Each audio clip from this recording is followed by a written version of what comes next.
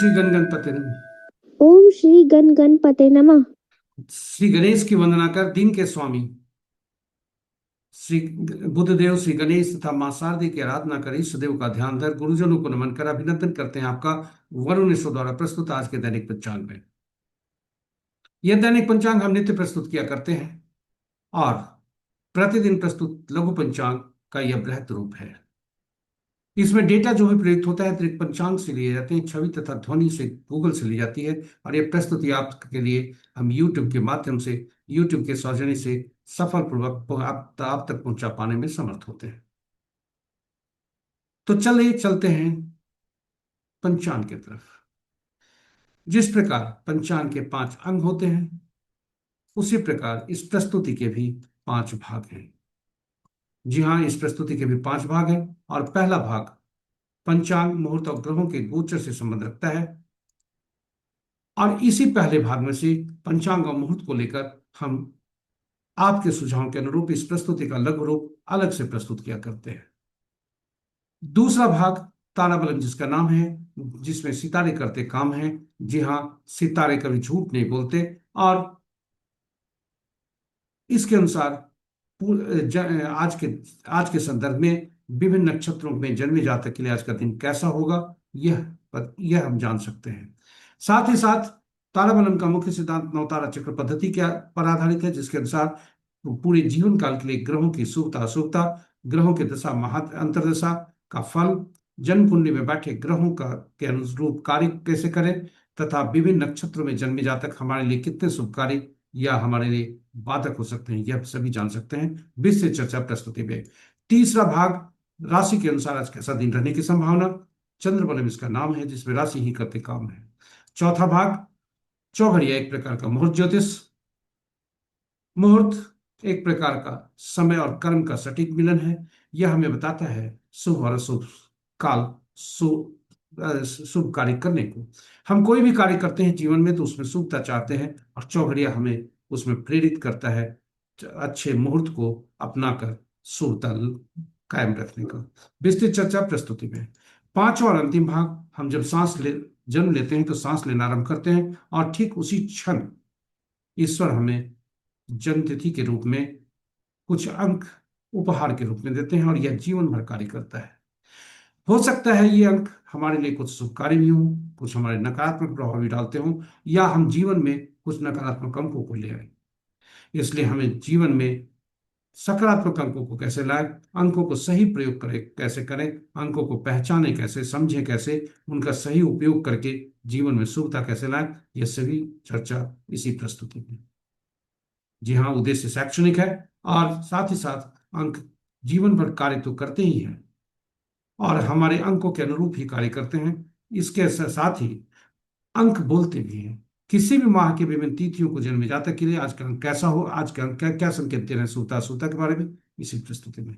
इस प्रकार पांचों भाग आपके लिए महत्वपूर्ण है, उपयोगी होने वाला है और यह आपके लिए महत्वपूर्ण होने वाला है। कहीं जाइएगा नहीं, हमारे साथ बने रहिएगा। और यदि इस प्रस्तुति को आप पहली बार देख रहे हैं, हमारे चैनल को निस्संदेह सब्सक्राइब कर दें तथा समय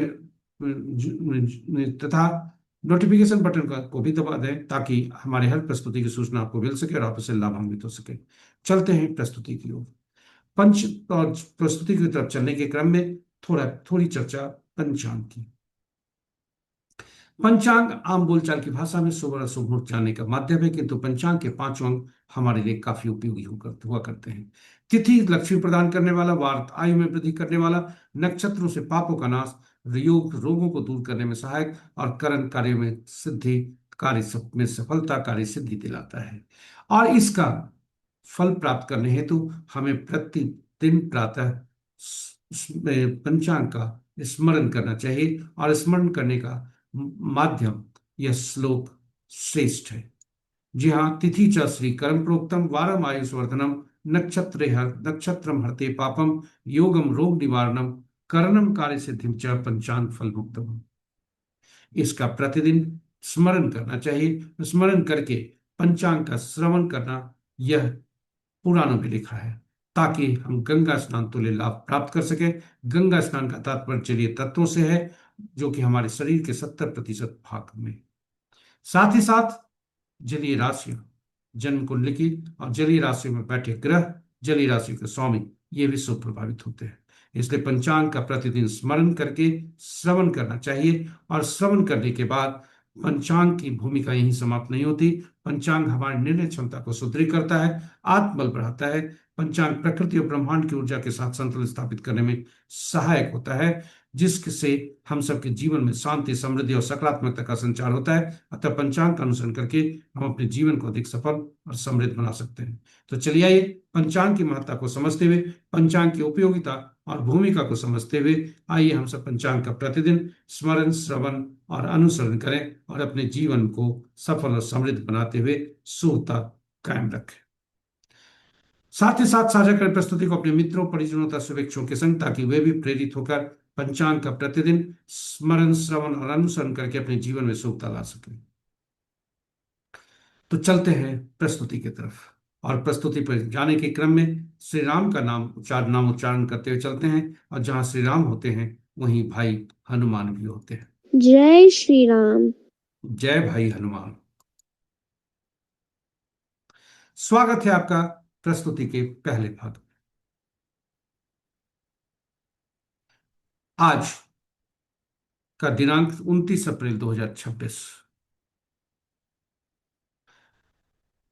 माह वैशाख, पक्ष शुक्ल, शाका संवत 1948, पारा भाव विक्रम संवत 2083, सिद्धार्थी, कलयुग का 5127वां वर्ष। आज का सूर्योदय 5:15 पर, सूर्यास्त 6:19 पर, sunrise at 5:15 AM, sunset at 6:19 PM। और आज का सूर्यदेव की स्थिति उत्तरायण है और मध्याह्न दिन के 11:47 तक। दिशा सूल आजकल उत्तर है, फिर भी इस दिशा में यात्रा करने को बाध्यता हुई तिल या धनिया का सेवन करके यात्रा में शुभता लाए। पंचांग के पांचों अंग इस प्रकार: वार बुधवार, तिथि रात्रि के 7:51 तक त्रयोदशी जो दया तिथि के अंतर्गत आता है, तो उसके बाद चतुर्दशी जो रिक्ता तिथि के अंतर्गत आता है। नक्षत्र मध्य रात्रि 16:16 तक हस्ता, उसके बाद चित्रा। और आज दिन का आरंभ होता है हस्ता नक्षत्र के दूसरे पद से, जो दिन के 11:23 तक रहता है। तीसरा पद संध्या 5:49 तक। और हस्ता नक्षत्र का चौथा और अंतिम पद मध्य रात्रि 0:16 तक। इसके बाद आरंभ होता है चित्रा नक्षत्र का पहला पद, जो प्रातः सूर्योदय के बाद 6:44 तक रहता है। योग रात्रि के 8:52 तक हर्षण, तत्पश्चात वज्र, करण प्रातः 7:18 तक कौलव, तत्पश्चात रात्रि के 7:51 तक तैतिल और फिर कर। ये रहे हमारे पंचांग के पांचों अंक। महत्वपूर्ण मुहूर्त में जाने के पूर्व भोलेनाथ का वास देखते हैं कि भोलेनाथ का वास की शुभता कैसी है। और क्योंकि रुद्राभिषेक हेतु भोलेनाथ का वास वो देखना श्रेयस्कर होता है, तभी शुभ फल प्राप्ति की संभावना होती है। जय भोलेनाथ। ओम नमः शिवाय। ओम नमः शिवाय।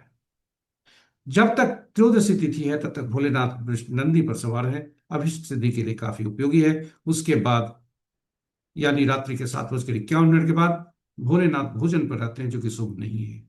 यानी आज दिन में रात्रि के पहले रुद्राभिषेक शुभ है। जय भोलेनाथ। ओम नमः शिवाय। ओम नमः शिवाय। महत्वपूर्ण मुहूर्त: मनुष्य का अधिकार केवल कर्म पर है, फल पर नहीं। यानी परिणाम हमारे हाथ में नहीं है, अतएव जिम्मेदारी के साथ कर्म करने के लिए सबसे अनुकूल मुहूर्त का चुनाव करना ही हमारी पहली सफलता है। तो चलिए आइए चलते हैं मुख्य से शुभ और अशुभ मुहूर्त में, और इसका ताकि आप अनुकूल मुहूर्त का चुनाव करके पहली सफलता की सीढ़ी पर चढ़ सके। आज महत्वपूर्ण मुहूर्त के शुभ मुहूर्त में अभिजीत मुहूर्त नहीं है। अमृतकाल संध्या 5:51 से 7:34 तक रात्रि तक। सर्वात सिद्धि योग प्रातः 5:15 से मध्य रात्रि 0:16 तक। रवि योग देर रात्रि मध्य रात्रि कहें 0:16 से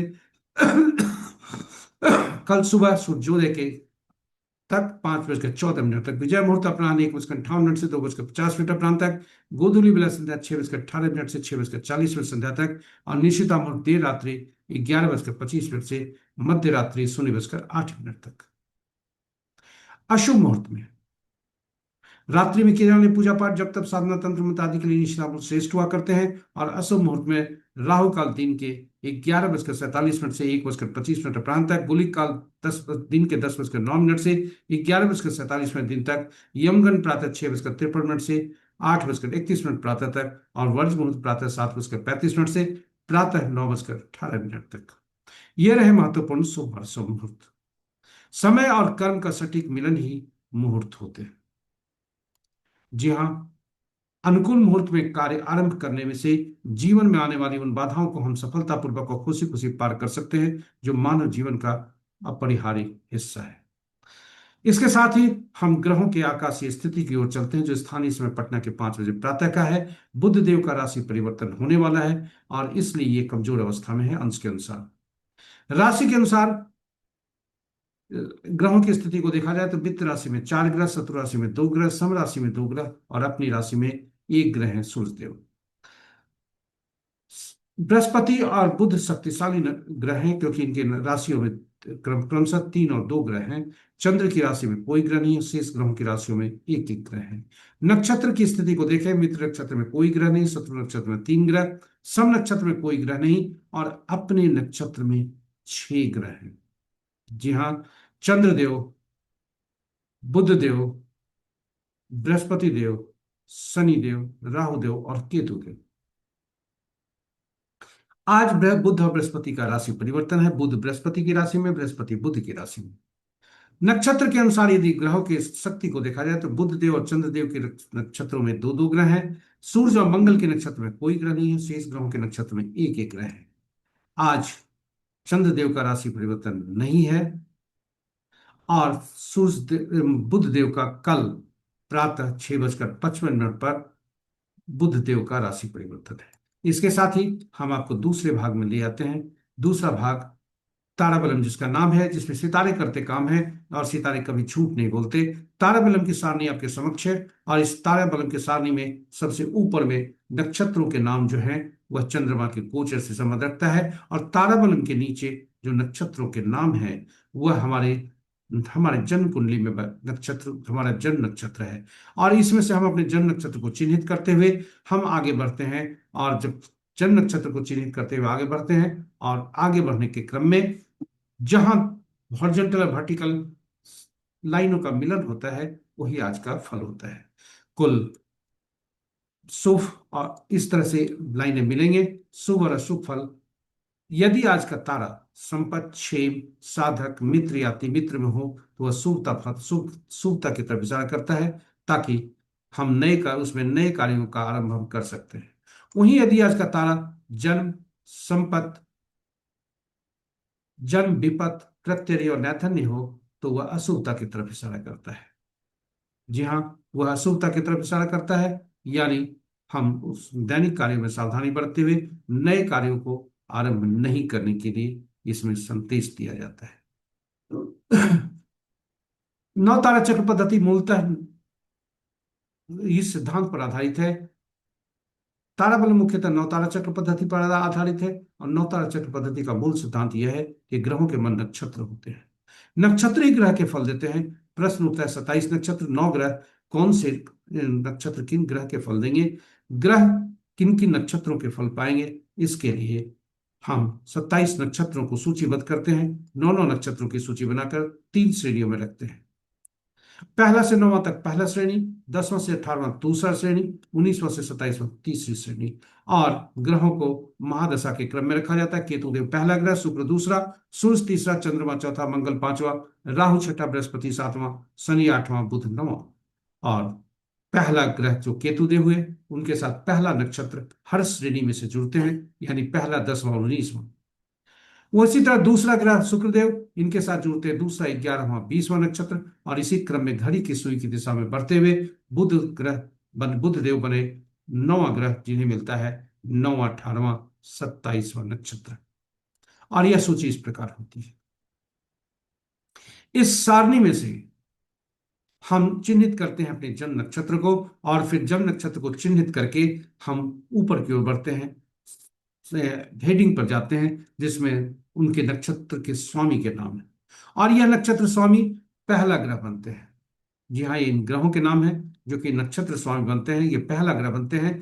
और इसी ग्रह के दशा यहाँ यहीं से हमारी जीवन लीला शुरू होती है, जीवन की यात्रा शुरू होती है। और इसी ग्रह के महादशा में हमारा जन्म होता है। विंशोत्तरी दशा को यदि देखें जन्म कुंडली का, तो उसमें बैलेंस लिखा रहेगा कितने कितनी अवधि तक हमें इस जन्म में इसको भोगने हैं। यानी जन्म ग्रह जो बने उन्हें उनकी दशा कितनी अवधि के लिए भोगना है, शेष कितना अवधि है। जी हाँ, इस तात्पर्य यह कि हम पिछले जन्म में हम जब शरीर त्यागते हैं तो इसी ग्रह में ही त्यागते हैं।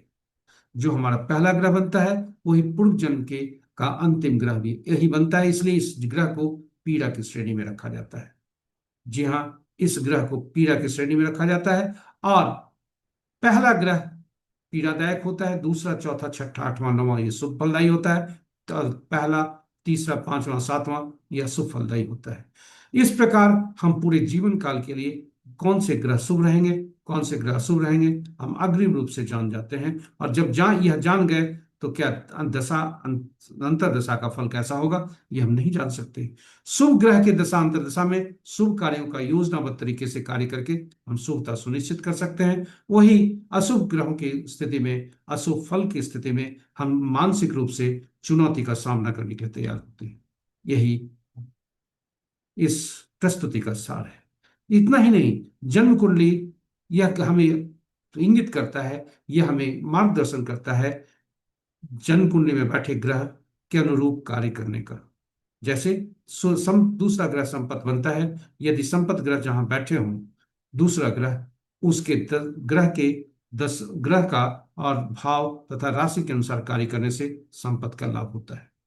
इसी प्रकार जीवन में हम विभिन्न व्यक्तियों से जुड़ते हैं, और जो भी विभिन्न नक्षत्रों से व्यक्तियों से जुड़ते हैं वे विभिन्न नक्षत्रों में जन्म उनका हुआ होता है। और शुभ ग्रहों के नक्षत्र में जन्मे जातक हमारे लिए शुभकारी होते हैं, वहीं अशुभ ग्रहों के नक्षत्र में जन्मे जातक हमारे लिए बाधक होते हैं, हमारे लिए समस्या का कारक बनते हैं।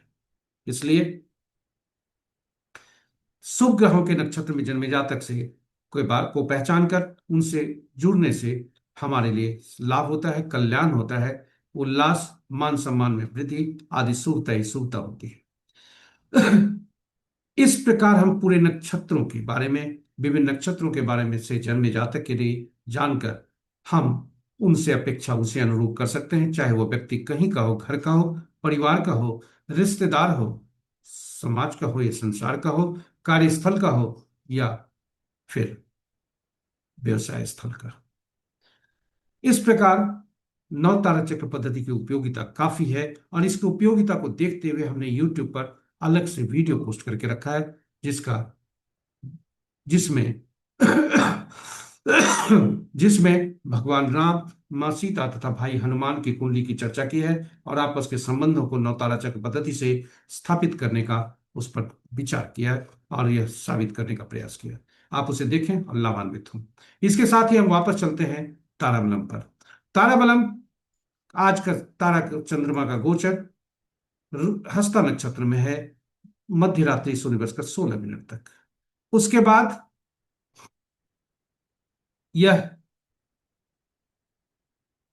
चित्रा नक्षत्र में जाते हैं, और आज का दिन जो शुभता और अशुभता की स्थिति को देखा जाए तो पुनर्वसु, विशाखा और पूर्वा भाद्रपद नक्षत्र में जन्मे जातक के लिए थोड़ा परेशानी का सबक पहले भाग में ज्यादा है। उसके बाद पुष्य, अनुराधा और उत्तरा भाद्रपद नक्षत्र में जन्मे जातकों के लिए ये सावधान रहें। साथ ही साथ आद्रा, स्वाति और शतभिषा नक्षत्र में जन्मे जातक के लिए आज का दिन शुभ है।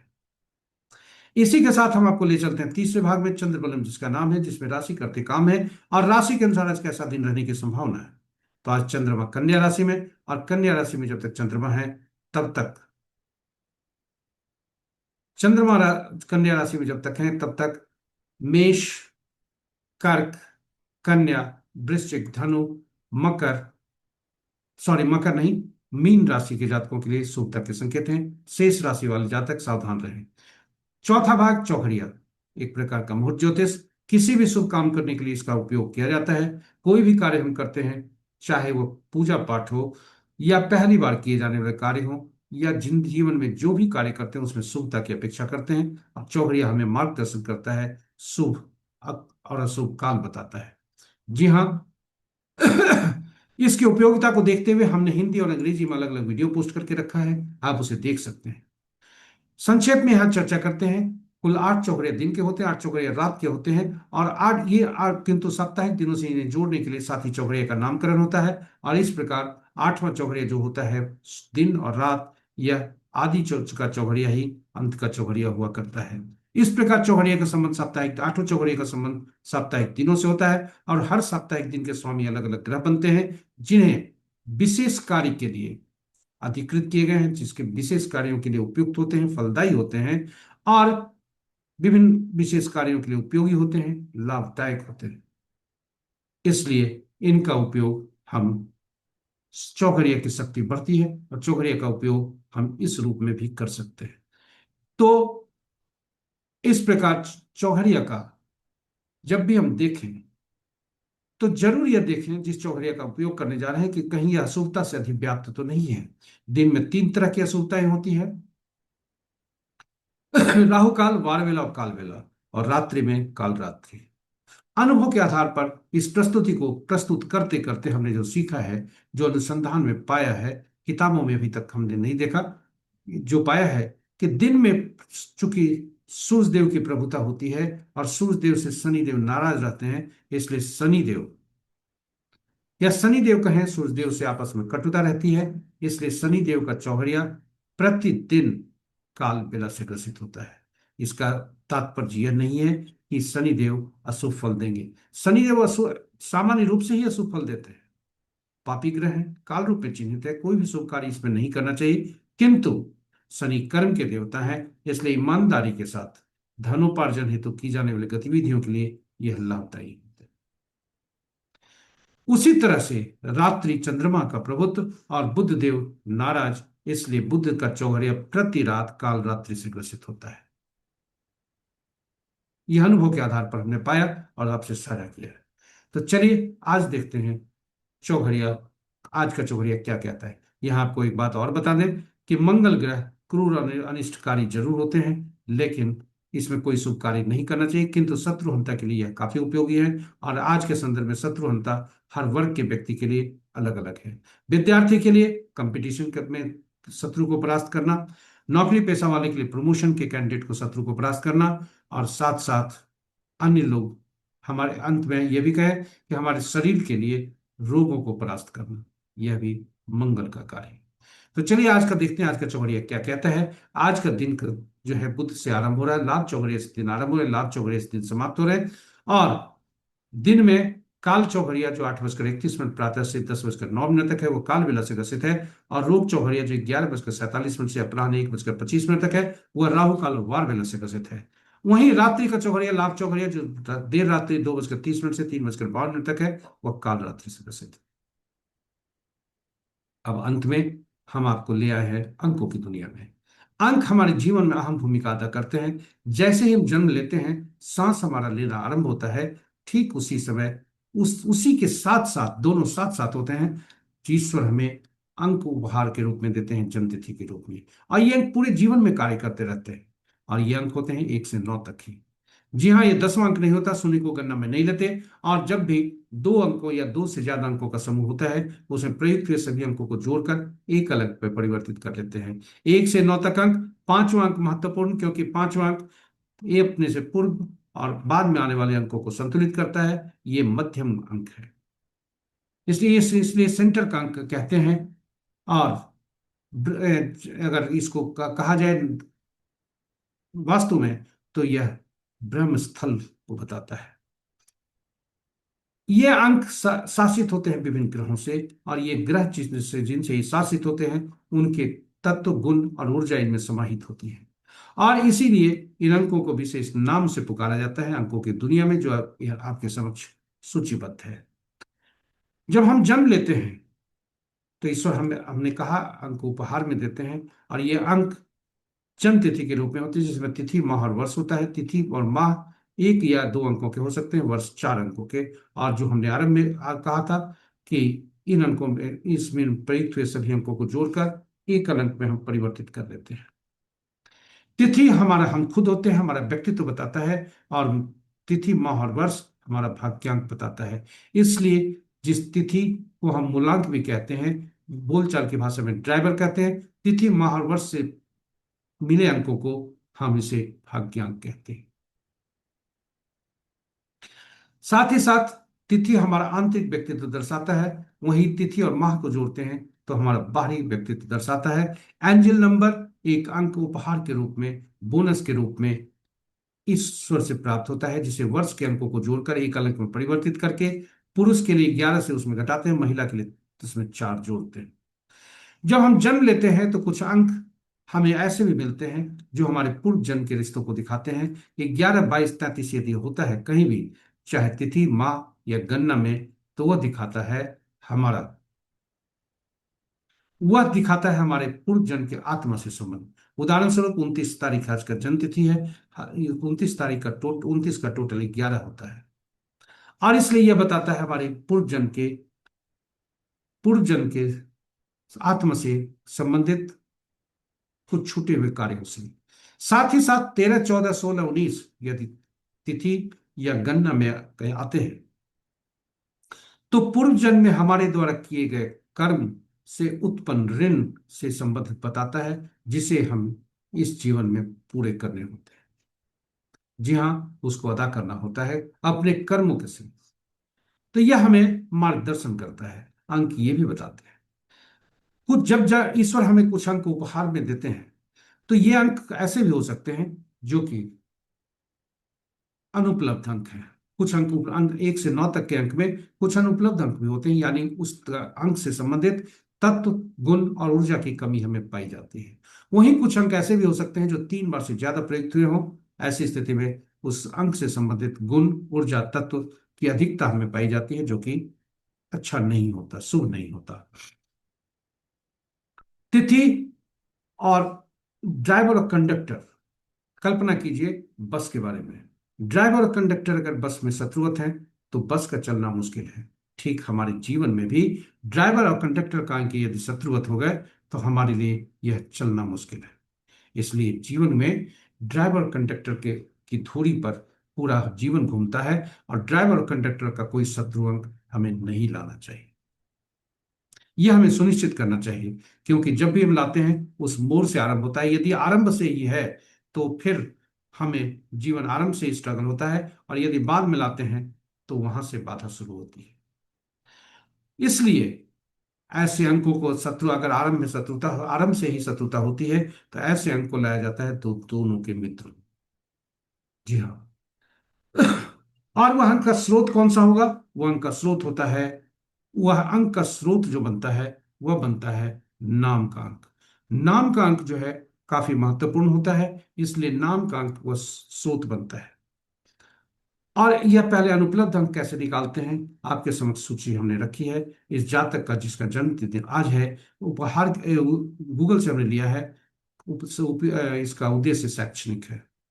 यदि इसमें को देखा जाए तो 9 इनके 3 बार आए हैं, 6, 8 और 6 इनके मिसिंग अंक हैं, 2 2 बार आए हैं, और 4, 3, 5, 7 एक एक एक बार आए हैं। इस प्रकार शत्रुता की स्थिति में इन अंकों का प्रयोग हम कर सकते हैं। 9 का प्रयोग करना श्रेयस्कर नहीं है, और 2 का भी। नामांक बेस्ट उपाय होता है, और नाम का अंक जो नाम हमारे धरती के माता पिता देते हैं। तो नामांक, आप कहेंगे नाम में तो अक्षर होते हैं। जी हाँ, नाम में अक्षर होते हैं, यह दुविधा बनती है, लेकिन इन अक्षरों के अंकीय मूल्य होते हैं। इसलिए नाम में प्रयुक्त हुए अक्षरों को उनके अंकीय मूल्य में परिवर्तित करके नामांक निकालते हैं। और यहाँ आपको एक बात और बता दें कि नाम का जो पहला अक्षर होता है, पहला शब्द होता है, वो काफी महत्वपूर्ण होता है। वह ज्यादा ऊर्जा देता है, और उसमें भी पहला अक्षर बहुत ज्यादा ऊर्जावान होता है, चेतना को जगा देता है। इसलिए नाम का पहला अक्षर का अंक जो है वह हमारे मूलांक और भाग्यांक, ड्राइवर और कंडक्टर का शत्रु नहीं है।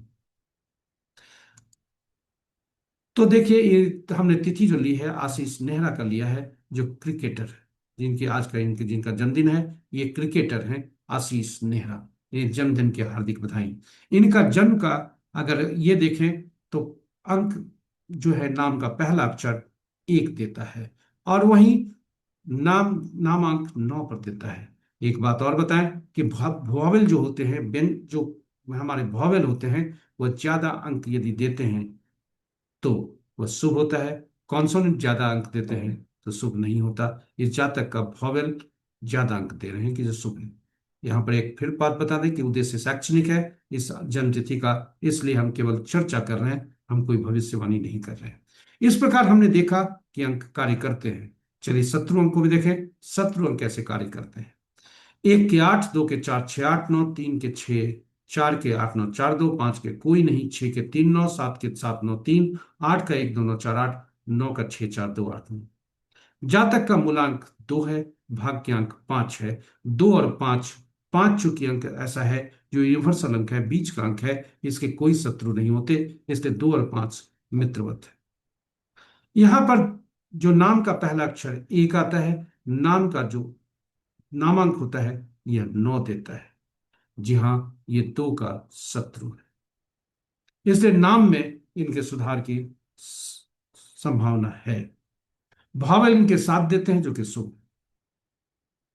यह इतना ही नहीं, इन अंकों में देखें, अंकों की दुनिया में अगर देखें तो कुछ अंक ऐसे होते हैं जो अपने के ही शत्रु होते हैं। 4 7 8 9, इनका रिपीटेशन जीवन के किसी पर भी यात्रा में शुभ नहीं होता, इसलिए हमें इसका रिपीटेशन से बचना चाहिए। इस जातक के संदर्भ में देखें तो 9 3 बार आया है, यह शुभ नहीं है। 9 सामान्य रूप से 3 बार आया है, नाम के अंक को जोड़ दें तो 4 बार हो जाएगा, इसलिए यह शुभ नहीं है। यह हमने देखा अंक कार्य करते हैं। एक अंक और भी कार्य करते हैं, पर्सनल ईयर, साल कैसे बीतेगा। रनिंग एज जातक का इसमें रनिंग एज देखा जाता है, उसके अंक को देखा जाता है, साथ ही साथ जन्म तिथि में से जैसे 29 4 1979 जो उनका जन्म तिथि है उसमें से 1979 वर्ष को हटा दिए, 2026 रिप्लेस कर दिए, और तब जो अंक होता है उसे देखा जाता है कि वह ड्राइवर कंडक्टर का के साथ क्या संबंध है। तो इनका रनिंग एज 2 बनता है, और इनका मूलांक भी 2 है जो मित्रवत है। साथ ही साथ इनका जो 7 अंक बनता है वह बताता है 2 अंक, 2 के साथ इसका कटुता नहीं है, इसलिए यह भी शुभ है। तो वर्ष शुभ बीतने की संभावना, इसके साथ ही अंक कार्य करते यहाँ पर समाप्त होता है। आपने देखा कि अंक कैसे कार्य करते हैं, और अपने जीवन में हम सही अंकों का प्रयोग करके शुभता प्राप्त कर सकते हैं। शत्रु अंक को कभी फटकने न दें, यह सुनिश्चित कर लें। साथ ही साथ कोई अंक का 3 बार से ज्यादा, 3 बार या 3 बार से ज्यादा जितनी बार पुनरावृत्ति होगी उतना ही नुकसानदायक हो। तो चलते हैं अंक बोलते हैं। किसी भी माह के विभिन्न तिथियों को जन्मे जातक के लिए आज के अंक क्या संकेत लेकर आए हैं। अंकों की हमारे जीवन में अहम भूमिका है, और अंक बोलते हैं। आज का अंक 7 है, और 7 अंक तटस्थ होते हैं 1 2 5 के साथ। ये तटस्थ होते हैं 1 2 5 के साथ, और यह मित्रवत होते हैं 6 4 तथा 8 के साथ। इसलिए जिस जातक का जन्म 6 15 24, 8 17 26 तथा 4 13 22 31 को हुआ है, उनके लिए दिन आज शुभ होंगे। 1 10 19 28, 2 11 20 29, और 5 14 23 तारीख को जन्मे जातक के लिए आज का दिन इनके लिए साधारण रहेगा। और 3 12 21 30, और 7 16 25 तथा 9 18 27 तारीख को जन्मे किसी भी माह के में जन्मे जातक के लिए आज थोड़ा सावधान रहने की आवश्यकता है। इसी के साथ हमारी प्रस्तुति यहाँ पर समाप्त होती है। हमारे साथ बने रहे इसके लिए बहुत बहुत धन्यवाद। आशा करते हैं पूरी प्रस्तुति आपके लिए उपयोगी और ज्ञानवर्धक तथा महत्वपूर्ण साबित होगी।